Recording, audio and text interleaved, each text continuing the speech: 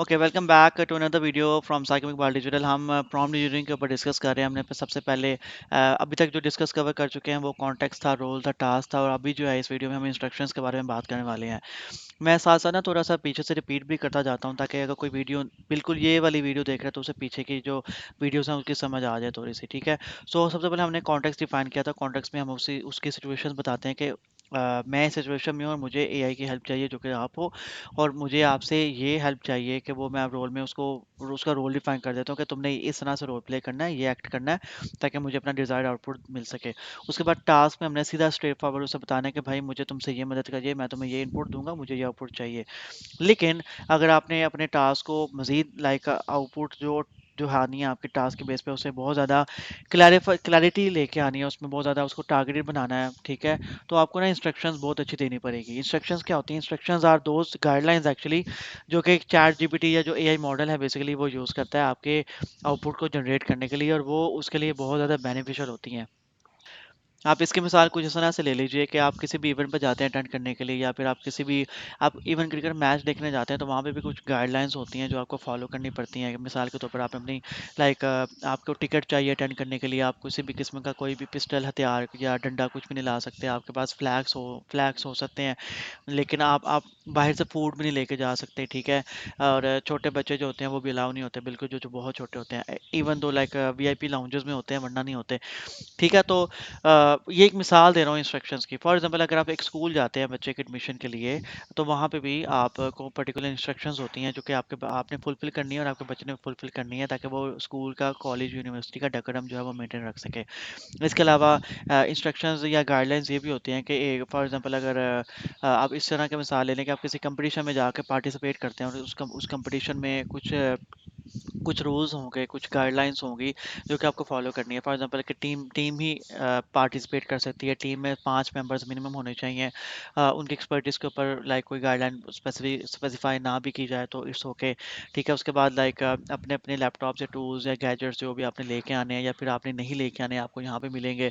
आगे आप टेस्ट करें, आपको लाइक फैसिलिटेट किया जाएगा सब कुछ। तो ये कुछ गाइडलाइंस होती हैं। तो मेरे प्रॉम्प्ट में जो मैंने अभी तक डिफाइन किया है कॉन्टेक्स्ट में, मैंने उसे बताया कि बेसिकली मैं लोगों में एक साकिब इकबाल डिजिटल एक बंदा है जो कि लोगों की हेल्प करता है अपने यूडेमी कोर्सेज, लिंक्डइन के थ्रू, और विद टॉक अबाउट करता है like Canva, personal branding, something blah blah, ठीक है।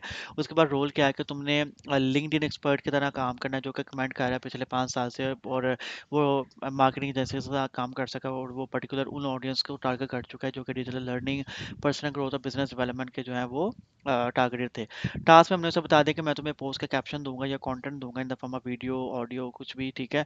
तो तुमने बेसिकली उसकी रेलिवेंट रह के तो तुमने जो बेसिकली मुझे कमेंट जनरेट करके देने हैं। अब उस कमेंट को जनरेट करने के लिए मुझे इंस्ट्रक्शंस को डिफाइन करना पड़ेगा। तो मैं यानी कुछ इंस्ट्रक्शंस लिख के रखी है, मैं आपको वो बता देता हूँ, ठीक है।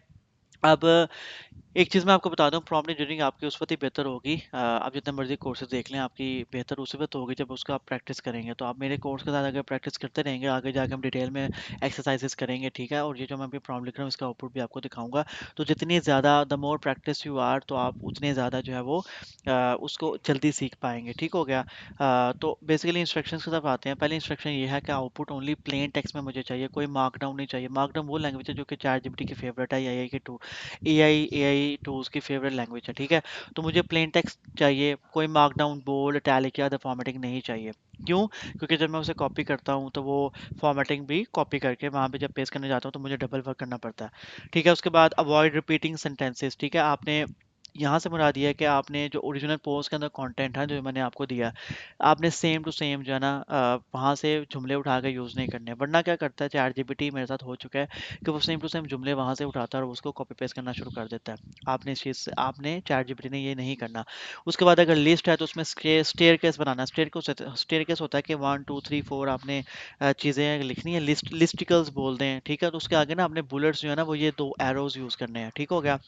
किसी किस्म के कोई इमेजेस यूज़ नहीं करनी। इट डिपेंड्स कि अगर आप बी टू बी टारगेटिंग कर रहे हैं तो इमेजेस यूज़ नहीं होती। अगर आप बी टू सी टारगेटिंग कर रहे हैं तो उसमें इमेजेस हम यूज़ कर सकते हैं, ठीक है। आपको इस चीज़ को समझना है। दूसरा, आपके पर्सनैलिटी या ब्रांड ब्रांड वैल्यू और ब्रांड डॉक्यूमेंटेशन, ब्रांड किट में ये चीज़ डिफाइन होती है कि आप इमेजेस से टारगेट करना चाहते हो कि नहीं करना चाहते। बट एक जेनेरिक अप्रोच मैंने आपको बता दी है कि कमेंट की अगर बात करें तो बी टू बी की बात करें या बी टू सी की बात करें, तो बी टू बी जो होता है उसमें इमोजेस यूज़ नहीं होती। तो ये बेसिकली मैं बी, क्योंकि LinkedIn is a B to B most of the platform, या फिर वहाँ पे प्रोफेशनल्स बैठे हैं, तो इस वजह से मैं तो इमोजेस लाइक पसंद नहीं करता। ठीक है, दूसरा कुछ एआई टूल्स हैं बहुत ज़्यादा इमोजेस लिखते हैं, तो मैं बिल्कुल भी ये प्रेफर नहीं करता कि इमोजेस हों।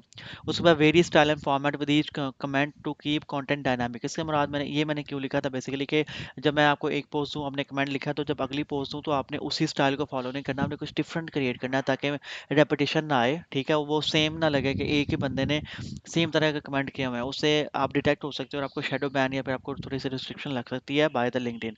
उसके बाद मैंने एक और चीज़ लिखी है, and with a direct open ended question to prompt author engagement if fitting. मतलब ये है कि बेसिकली जिसका कमेंट कर रहा हूँ ना, वहाँ पे उसको ओपन एंडेड क्वेश्चन भी आप लिख सकते हो, अगर आपको लगता है कि मैं क्वेश्चन पूछ के उसको एंगेज कर सकता हूँ अपने साथ। Keep tone professional but conversational, easy to read for broad audience के भी सादी ज़ुबान में लिखना भाई, इतना कोई घुमा फरा के बात करने की ज़रूरत नहीं है। Comment should be brief and impactful, never verbose और फिलर। ठीक है, मतलब आपने फिल नहीं करते जाना, जगह नहीं बननी भाई, मुझे ब्रीफ और टारगेटेड कमेंट चाहिए। ठीक है, तो ये कुछ इंस्ट्रक्शन है जो मैंने डिफाइन किए, इसी तरह आप भी जो है इंस्ट्रक्शंस डिफाइन कर सकते हैं अपने प्रॉम्प्ट के लिए। और अच्छा, इंस्ट्रक्शंस जो होती है ना, आपको कैसे पता चलेगा, जिस तरह से आप चाहते हो कि आपका आउटपुट आए, ठीक हो गया। तो आपने टास्क में तो सिर्फ ये उसे बताया अभी तक कि आपने ये काम करना है, लेकिन आप जिस तरह का आउटपुट चाह रहे हो ना, वो आपने डिफाइन करना होता है इंस्ट्रक्शंस के अंदर। ठीक है, इंस्ट्रक्शंस के अंदर जितनी डिटेल्ड इंस्ट्रक्शंस होंगी, वो उतना ही उसका फोकस जो है ना, लाइक फनल जो है वो छोटी होती जाएगी, और उतना वो टारगेट आपको आउटपुट देगा। ठीक है, आप अभी तक अंदाजा लगा लें कि छोटा सा प्रॉम्प्ट लिखा, लेकिन उसकी लेंथ देखें, अभी सिर्फ हमने 4 हेडिंग्स लिखी हैं। तो आई होप सो कि आपको इंस्ट्रक्शंस की समझ आ गई होगी। आपने सिर्फ आपके दिमाग में जो जिस तरह का डिजायर्ड आउटपुट है, जो जो उसमें होना चाहिए, आपने सिर्फ वो वहाँ पे कॉपी पेस्ट कर देना है। आप यहाँ पे कुछ भी अच्छा, इंस्ट्रक्शंस के बारे में मेरा मेरा एक मानना है, एक और बात भी है कि स्टार्ट में ना ज़रूरी नहीं है कि जब आप पहले दफ़ा इंस्ट्रक्शंस लिखो वो बिल्कुल टारगेटेड हो। कभी कभार ऐसा होता है कि आपको लाइक टाइम लगता है इंस्ट्रक्शंस को डिफाइन करने में, तो आप इनिशियल से स्टार्ट कर सकते हैं। ठीक है, आप इनिशियल से स्टार्ट करें, आपके जो आउटपुट आएगी उससे आइट्रेट करें, आउटपुट में से गलतियाँ निकालें, उसको इंस्ट्रक्शंस में उसको डिफाइन करें।